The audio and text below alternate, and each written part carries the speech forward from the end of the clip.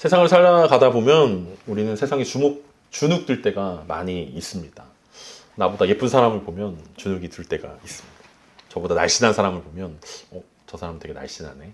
혹은 어떤 사람들은 키 큰 사람을 보면 주눅이 들기도 하고, 어떤 사람들은 자기보다 학벌이 좋은 사람을 보면, 혹은 직책이 높은 사람을 보면, 돈이 많은 사람을 보면, 좋은 차를 다니는 사람을 보면 세상 가운데서 주눅 들 일들이 참 많다라는 생각들을 하게 됩니다. 이게 세상에서만 통용되어지면 괜찮을 텐데, 사실 그 세상에서 주눅 드는 일들이 교회 안에서도 일어날 때가 많이 있어서 안타까울 때가 많이 있습니다. 세상에서도 예쁜 사람이 인정받는데 교회에서도 예쁜 사람이 인정받을 때 교회에서는 내면을 봐줘야 되는데 왜 외모를 보고 판단을 하지?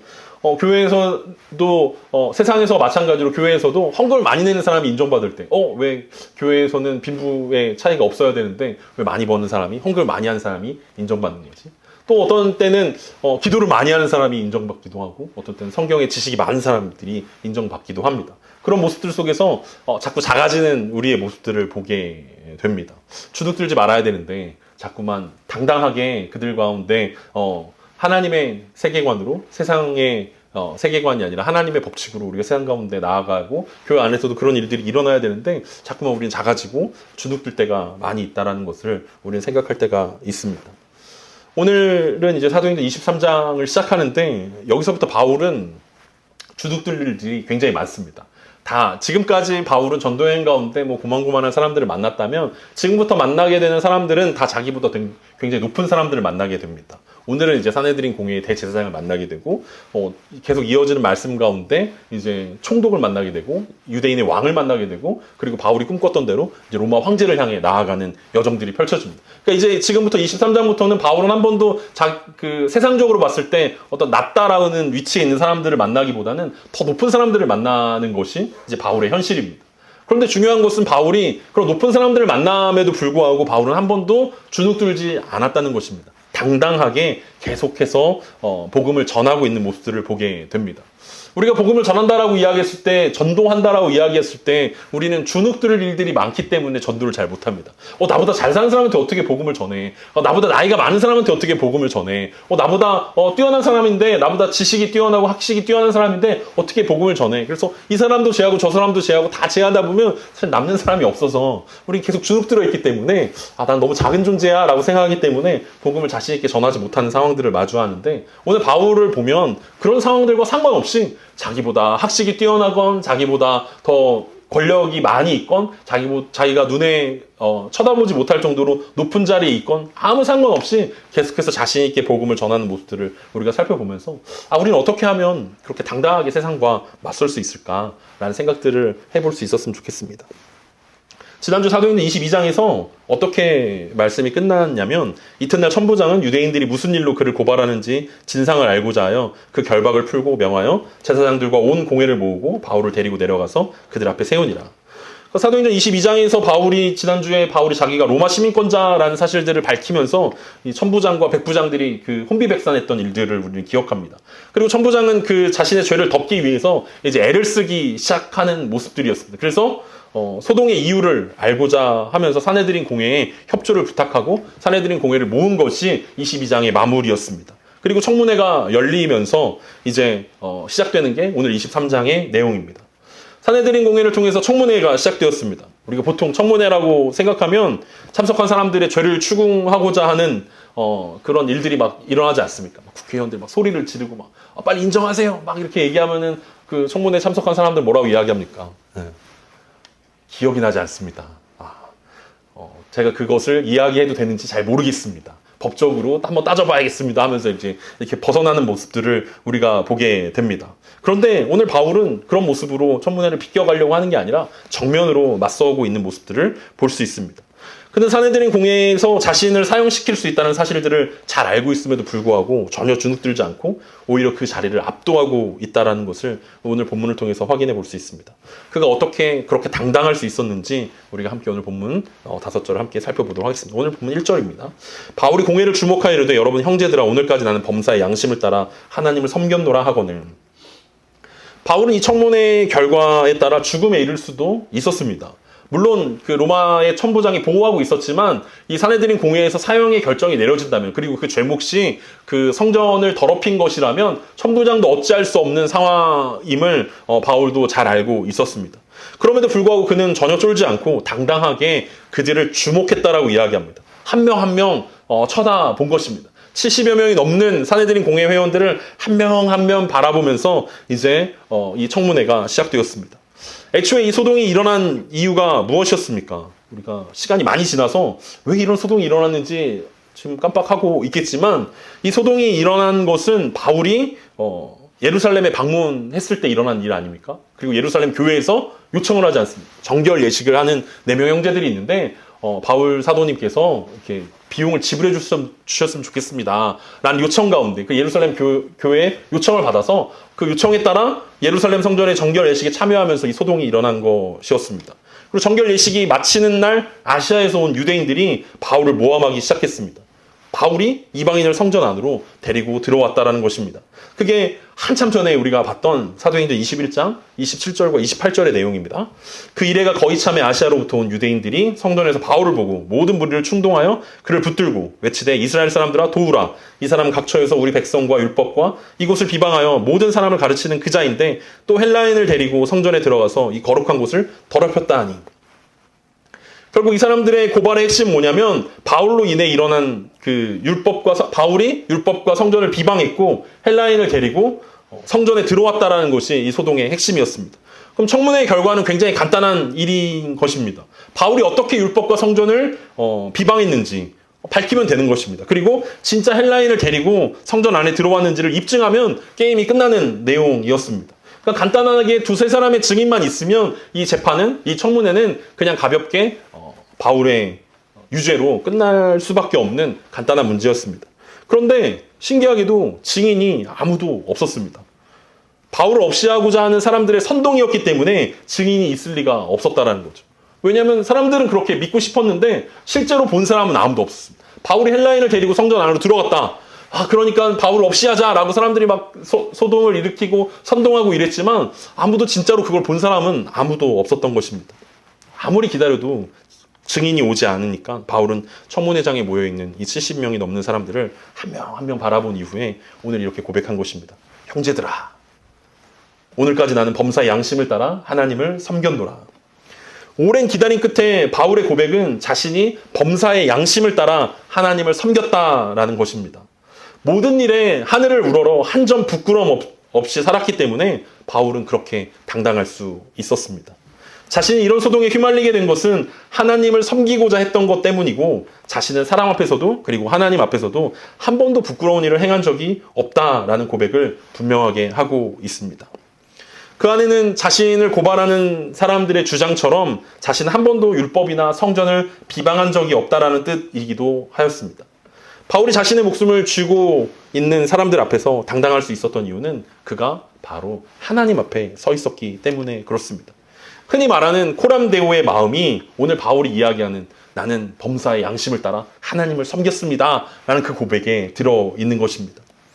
우리가 세상 가운데서 자꾸 주눅이 들고 세상 가운데서 작아지는 이유는 사람들 앞에서 사람들의 말을 듣고 사람들과 비교하기 때문에 그렇습니다. 그래서 나보다 많이 가지고 있는 사람 앞에서 작아집니다. 돈이 많은 그리고 권력이 많은 사람 앞에서 자꾸 주눅이 들게 되어 있습니다. 괜히 많이 가진 사람들 앞에서 작아지고 또 비교하면서 더 주눅이 드는 것이 사람들의 마음입니다. 교회 안에서도 마찬가지 아니겠습니까? 세상의 가치관이 교회 안에 들어와서 똑같이 교회 안에 있지만 신앙 안에 있지만 믿음 안에 있다라고 이야기하면서 세상의 가치관으로 자꾸만 비교할 때 우리는 작아지고 주눅이 드는 것들을 보게 됩니다.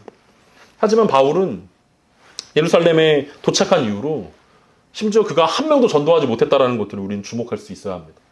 그럼 누군가 이 나쁜 사람이라면 바울에게 이야기하지 않았겠습니까? 예루살렘이 어떤 곳입니까?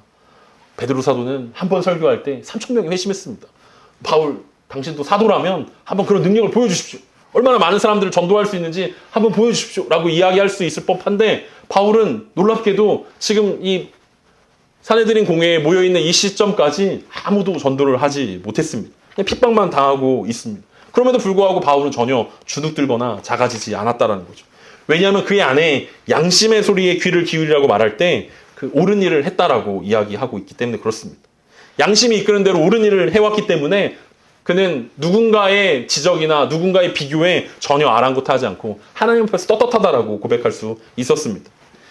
양심의 귀를 기울인다라는 것은 도덕적으로 옳고 그름을 잘 따라간다라는 뜻입니다. 내 마음속에서 무엇이 옳고 무엇이 그른지를 결정하여서 그대로 행했다라고 이야기합니다. 무엇이 옳고 그른지 그것을 판단하는 능력이 바로 양심입니다. 바울은 자신이 바리새인으로 있을 당시에도 양심에 따라 행동했다라고 말하고 있습니다. 자신의 무죄를 주장함과 동시에 산헤드린 공회 회원들에게 양심에 따라 재판할 것을 촉구하고 있는 것이 바로 바울의 이 고백이었습니다. 내가 양심껏 살아왔습니다 라고 이야기합니다. 우리가 세상 가운데 당당하기 위해서 우리에게도 필요한 것이 있다면 바울처럼 양심을 따라 사는 것입니다. 우리 가운데 양심이 없다라고 이야기하는 것은 아닙니다. 우리의 양심이 화인 맞았다라고 이야기하는 것도 아닙니다. 우리는 무엇이 옳고 무엇이 그른지 판단할 수 있는 그 양심을 하나님께서 우리 가운데 주셨습니다. 문제는 양심을 따라 사는가에 있는 것입니다. 바울은 양심을 따라서 결정했습니다. 양심이 옳다라고 결정하는 일에 따라갔다라는 거죠. 근데 우리와 바울의 다른 점은 우리는 무엇이 옳고 무엇이 그른지를 알고 있지만 세상의 압력과 세상의 눈초리에 눈치를 보면서 그 양심을 따라가지 않을 때가 많이 있다라는 겁니다. 불의한 재물을 취할 때가 있고 편안함을 취할 때가 있고 양심이 아닌 세상의 것들을 취할 때가 많이 있기 때문에 자꾸만 세상 가운데 작아져가는, 주눅 들어가는, 당당하지 못한 우리의 모습들을 보게 됩니다. 이 바울의 이 양심 선언에, 양심 고백에 누군가 양심에 찔렸던 것 같습니다. 그가 바로 대제사장이었습니다. 오늘 보면 2절과 3절입니다. 대제사장 아나니아가 바울 곁에 서 있는 사람들에게 그 입을 치라 명하니 바울이 이르되 회칠한 남이여 하나님이 너를 치시리로다. 네가 나를 율법대로 심판한다고 앉아서 율법을 어기고 나를 치라 하느냐 하니, 대제사장 아나니아가 바울 곁에 서 있는 사람에게 바울의 입을 치라고 명령했습니다. 감히 하나님 앞에서 어떻게 사람이 한 점 부끄러움 없다라고 고백할 수 있는가가 그에게는 괘씸한 죄목이다라고 생각했습니다. 사실 대제사장 아나니아는 대제사장이었음에도 불구하고 하나님을 두려워하지 않는 사람이었습니다. 그는 주후 47년에서 59년까지 약 13년간 대제사장으로 사역했는데 이때 당시 역사학자 요세푸스에 의하면 이 대제사장 아나니아는 매우 탐욕스럽고 부패했고 폭력적인 인물이라고 평가받는 사람이었습니다. 그런데 성전에 들어오는 11조를 자기 마음대로 사용하면서 제사장들에게 나눠주지 않아서 굉장한 그 비난을 받았던 사람인데, 그 비난을 자신의 권력을 통해서 폭력과 협박으로 무마했던 사람이 바로 이 아나니아라는 사람이었습니다. 바울이 그 사실을 알지는 못했겠지만 율법에 따라 재판을 진행해야 할 대제사장이 피고의 발언을 막고 피고를 치라라고 명령한 것은 율법을 위반하는 행동이었습니다. 아직 증인들이 나오지 않았기 때문에 유죄라고 선언하지 않은 상황이었고, 그렇기 때문에 바울의 고백을 들어야 되고 바울의 증언을 들어야 함에도 불구하고 바울의 입을 치고 바울의 입을 막으면서 유죄로 몰아가는 것은 율법에서 정한 그 재판의 법칙을 제대로 지키는 것이 아니었습니다. 그래서 바울은 그것에 대해서 율법으로 항의하고 있습니다. 그러면서 에스겔 시대의 거짓 선지자를 향하여도 외쳤던 회칠한 담 같은 존재라고 지적합니다. 겉으로 보기에는 그럴듯하지만 곧 무너지게 되는 것이 회칠한 담입니다. 그러니까 무너질 것 같은 담을 회를 칠해서 안 무너질 것처럼 속이고 있는 것이 회칠한 담인데, 그것이 에스겔 시대 때 거짓 선지자들의 행태였고, 오늘 이 대제사장 아나니아의 이 불법적인 재판이 바울에게 그렇게 느껴진다라고 이야기합니다. 자신의 입을 치라고 명령한 그 대제사장에게 하나님이 너를 치실 것이다라고, 하나님이 심판하실 것이다라고 말씀으로 대신 갚아주고 있습니다.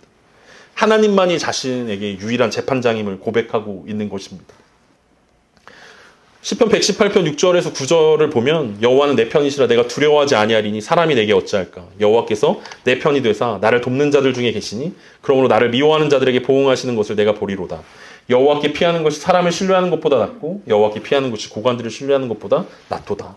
그러니까 바울이 이렇게 당당할 수 있었던 이유 중에 하나는 그가 하나님의 말씀에 굉장히 박식한 사람이었기 때문이고 하나님께 피하는 사람이었기 때문에 그렇습니다. 감히 대제사장이라도 율법대로 하지 않는다면, 율법에 근거하여서 그가 잘못된 재판을 하고 있다면 바울이 꿀릴 것이 전혀 없다라는 것이 바울의 모습이었습니다. 앞서 바울의 고백처럼 그는 가말리엘의 문화였고 율법의 의로서는 흠이 없는 사람이었습니다. 그래서 나중에 이 아그리빠 왕 앞에서 복음을 증거하면서 바울은 이렇게 고백합니다. 26장에 가면 이 내용이 나오는데 바울이 이렇게 고백합니다. 나도 나사렛 예수의 이름을 대적하여 많은 일을 행하여야 될 줄을 스스로 생각하고 예루살렘에서 이런 일을 행하여 대제사장들에게서 권한을 받아가지고 많은 성도를 옥에 가두며 또 죽일 때 내가 찬성 투표를 하였고. 그러니까 바울이 많은 성도들을 옥에 가두고 죽일 때 찬성 투표를 했다라고 말합니다. 그래서 학자들마다 의견이 나뉘어지긴 하지만 투표했다라는 말이 바울이 사내들인 공회 회원이라는 이야기이지 않을까라고 생각하는 사람들이 있습니다. 그러니까 만약에 바울이 예전에 사내들인 공회 회원이었다면 지금 재판이 진행되는 모습들이 너무 불법하다라는 거, 너무 불의하다라는 것들을 스스로 너무 잘 알았다라는 거죠. 이 율법대로 진행되지 않는구나. 이 말씀대로 재판을 진행하고 있지 않구나라는 거죠. 바울이 사내들인 공회 회원이 아니었다 하더라도 바울은 최소한 이런 재판에 아주 능숙한 사람이었을 것입니다. 그러니까 이런 자기가 투표했다라고 이야기하는 거죠. 그래서 지금 대제사장의 행동은 전혀 율법에 맞지 않는 방식이고 잘못됐다라고 지적하고 있는 것입니다. 나 때는 안 그랬는데 정도로 생각해 볼 수 있습니다. 바울이 자기가 사내들인 공회 회원이었을 때 이런 재판에 참여했을 때 나는 율법대로 했는데 양심껏 했는데 라고 이야기하는 것입니다. 그런 하나님이 치실이라는 이 저주 앞에서 옆에 있는 사람들이 발끈하였습니다. 요즘 말로는 긁혔다라고 이야기하는데 대제사장의 정체를 알고 있는 측근들이라고 생각되어집니다. 그들이 보기에도 이 회칠한 담 같은 존재가 대제사장이었는데 바울이 알았던 몰랐던 그렇게 이야기하니까 굉장히 화가 났습니다. 그리고 그들과 나눈 대화가 4절과 5절입니다. 곁에서 사람들이 말하되 하나님의 대제사장을 내가 욕하느냐. 바울이 이르되 형제들아 나는 그가 대제사장인 줄 알지 못하였노라. 기록하였으되 너의 백성의 관리를 비방하지 말라 하였느니라 하더라. 대제사장의 측근들이 이렇게 항의합니다. 율법을 잘 안다라는 네가 감히 하나님의 대제사장을 욕하고 있냐. 저주하냐. 이게 맞냐. 라고 이야기했을 때 바울은 어찌되었던 대제사장은 하나님이 세우신 것이고 그 권위에 순종해야 된다라고 고백하고 있습니다. 그때 바울이 뭐라고 이야기하냐면 그들에게 나는 그가 대제사장인 줄 알지 못했다라고 고백하고 있습니다. 그러니까 글로 적혀있기 때문에 바울이 어떤 뉘앙스로 이 이야기를 했는지 우리가 사실 추측하기가 조금 어렵습니다.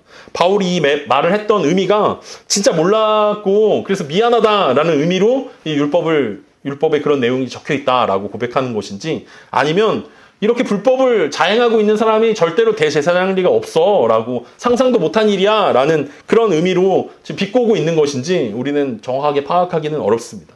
전통적으로는 이 바울이 지금 사과하고 있는 것이다 라고 해석을 했었는데 요즘에 들어서는 바울이 지금 비꼬고 있는 것이다 라고 해석하는 경우들이 많이 있습니다. 왜냐하면 대제사장은 옷 자체가 매우 특별했고 사내들인 공회의 의장으로서 진행하고 있기 때문에 바울이 그 사람이 대제사장이라는 것을 알아채지 못하는 것이 어려웠을 것이다 라고 사람들이 생각하고 있기 때문에 그렇습니다. 근데 또 다른 의견으로는 바울이 눈이 좋지 않았고 그리고 대제사장이 급히 오느라고 대제사장 옷을 입고 오지 않았기 때문에 바울이 진짜 몰랐을 것이다 라고 생각하기도 합니다. 중요한 것은 바울이 백성의 관리를 비방하지 말라는 출애굽기 말씀을 인용하고 있다는 것입니다. 대제사장인지 알았다면 이 말씀을 기억하고 있는 자신이 비방할 리 없었을 거라는 뜻이고 다른 의미로는 백성의 관리 자격이 없다라는 뜻일 수도 있습니다. 둘 중에 여러분들이 좋은 대로 해석하시면 될 것 같은데 사람들은 이 전통과 관습에 따라 하나님의 대제사장을 욕하면 안 된다라고 말하고 있을 때 바울은 정확하게 구약성경 출애굽기를 인용해서 누가 말씀을 지키고 있는 사람인가에 대해서 보여주고 있다라는 사실입니다. 여기서 바울이 사람들 앞에서 당당할 수 있었던 두 번째 이유가 바로 하나님의 말씀의 사람이었기 때문이라는 사실들을 우리는 알아차릴 수 있습니다. 양심을 따라 사는 것이 중요하지만 양심은 언제나 옳은 소리를 내지 않습니다. 알고 있는 것에 따라 바뀔 때가 있다는 거죠. 옛날에 내가 알고 있는 지식으로는 그게 양심적인 일들이었고 옳은 일이라고 생각했는데 새로운 지식이 들어오고 새로운 깨달음이 들어오면 양심이 바뀔 때가 있다는 것입니다. 왜냐하면 바울이 그의 양심에 따라 예수 그리스도를 믿는 사람들을 열심히 박해했는데 이제 다메섹에 가는 동안 예수 그리스도를 만난 이후에 그것은 양심에 어긋난 일들이구나, 옳은 일들이 아니었구나 라고 생각한 이후에 그는 양심에 따라 옳은 행동을 하는 것이 복음을 전하는 것이다 라고 생각했기 때문에 그렇습니다. 그렇다면 오늘 본문을 통해서 바울처럼 우리도 세상에서 당당하기 위해서는 이 선한 양심과 하나님의 말씀 이 두 가지를 붙잡아야 한다라는 결론에 이르게 됩니다.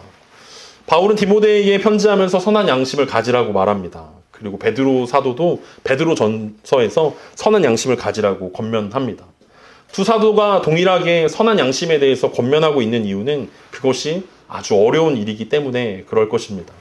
양심을 쫓아 산다는 것은 우리의 이익과 상충되는 일이고 피곤하게 사는 길이기 때문에 그렇습니다. 세상은 우리에게 유별나게 살지 말라라고 말하고 있습니다. 너만 혼자 깨끗하냐? 너만 혼자 잘났냐? 라고 말합니다. 그냥 남들 사는 것처럼 평범하게 사는 것이 좋은 것이다 라고 말합니다. 네가 그럼 완벽하냐? 깨끗하냐? 라고 이야기할 때도 있습니다. 우리가 완벽해서도 아니고 우리가 한 번도 죄를 짓지 않아서 양심껏 살으라고 이야기하는 것도 아닐 것입니다. 그럼에도 불구하고 우리가 우리 마음에 양심이 작동될 수 있도록 하나님 앞에서 하나님만이 우리의 재판장이 되시도록 세상의 눈치가 아니라 하나님의 시선으로 세상을 두려워하기보다는 하나님을 두려워하는 우리가 돼야 한다는 의미로 베드로도 그리고 바울도 선한 양심을 가지라고 우리 가운데 주문하고 있습니다. 두 번째로는 말씀의 기준이 분명해야 할 것입니다. 우리의 선택의 기준이 분명하게 말씀이어야 한다는 것입니다. 우리가 요즘 읽고 나누고 있는 현대사회 문제와 그리스도인의 책임이라는 책에서 우리는 기독교 세계관이 무엇인지 함께 배워가고 있습니다. 우리가 사는 세상에서 그리스도인은 분명한 성경적 세계관을 가지고 있어야 합니다. 성경적 세계관이란 하나님의 영광을 위한 선택이어야 하고 하나님의 성품을 드러내는 선택이어야 한다라고 우리는 지금 배워가고 있습니다. 그러니까 말씀대로 산다는 건 단순히 바울처럼 이 상황에선 출애굽기를 인용해서 재판장에게 복종해야 된다라는 말을 생각해야지라는 하나님의 말씀을 기억해낸다라는 것이 아니라 하나님의 세계관으로 우리의 세계관이 바뀌고 변화되어진다라는 뜻입니다. 하나님의 성품인 정직과 성실이 우리 선택의 기준이어야 되고 이런 하나님의 성품과 동시에 하나님의 사랑인 사랑과 공의가 하나님의 성품으로 우리의 문제를 대체할 수 있어야 한다라는 거죠. 왜 바울은 대제사장을 용서하지 않고 왜 꾸짖어야 했을까요? 우리 생각들을 해보면 바울의 상황에서는 하나님의 공의가 드러나는 것이 이 상황에서 절대적으로 필요한 것이기 때문에 바울은 사랑으로 용서하지 않고 품어주지 않고 하나님의 말씀대로 율법대로 재판해야 된다라고 지적했던 것입니다. 그러니까 우리가 각자 처한 상황들이 굉장히 다르기 때문에 하나님의 공의가 먼저냐 사랑이 먼저냐라고 이야기할 수는 없을 것입니다. 그런데 무조건적으로 이해하고 용서하는 것만이 하나님의 사랑은 아니라는 것을 바울이 오늘 우리 가운데 보여준다는 거죠. 권면을 해야 될 때가 있고 직면해야 될 때가 있다라는 거죠. 그게 하나님의 공의가 그것이 하나님의 공의고 그 공의가 빠지면 하나님의 사랑이라고 이야기할 수 없기 때문에 그렇습니다. 결과적으로는 우리 가운데 선한 양심과 하나님의 말씀, 세계관 이 두 가지가 우리가 세상을 살아가는데 주눅들지 않고 세상 가운데 당당하게 살아갈 수 있는 시야들을 우리 가운데 열어준다라고 이야기할 수 있을 것입니다. 이 두 가지가 미가 선지자가 우리 가운데 늘 얘기하는 이 6장 8절의 말씀으로 마무리되는 것 같습니다. 사람아 주께서 선한 것이 무엇임을 내게 보이셨나니 여호와께서 내게 구하시는 것은 오직 정의를 행하며 인자를 사랑하며 겸손하게 내 하나님과 함께 행하는 것이 아니냐. 미가 선지자가 이스라엘 백성들 가운데 그토록 얘기했던 하나님께서 선한 것이 무엇임을 보여주셨습니다 라고 이야기했던 것처럼 바울은 그 길을 따라갔습니다. 정의를 행하고 하나님의 인자를 사랑하고 하나님과 동행했던 그 바울이 세상 가운데 늘 당당할 수 있었던 것처럼 오늘을 살아가는 우리들 가운데 세상적으로 바라보면 세상의 눈으로 바라보고 세상의 기준으로 비교할 때 우리가 주눅들 때가 있고 당당하지 못할 때가 있지만 이제 믿음의 눈으로 선한 양심과 기독교적 세계관으로 우리의 마음을 우리의 삶들을 무장하여서 절대로 세상에 지지 않고 세상에 주눅들지 않고 기독교적 가치관으로 예수 그리스도의 십자가의 가치로 하나님의 공의와 사랑으로 세상 가운데 나아가서 하나님의 성품을 탁월하게 드러내고 하나님의 영광 되어지는 우리 모두가 되어지길 간절히 소망합니다. 이번 한 주도 세상에 주눅들지 맙시다. 그리고 세상에 당당해져 봅시다. 우리 안에는 하나님이 계십니다. 우리 안에는 예수 그리스도의 십자가의 사랑이 있습니다. 그것 하나면 충분합니다. 함께 기도하겠습니다.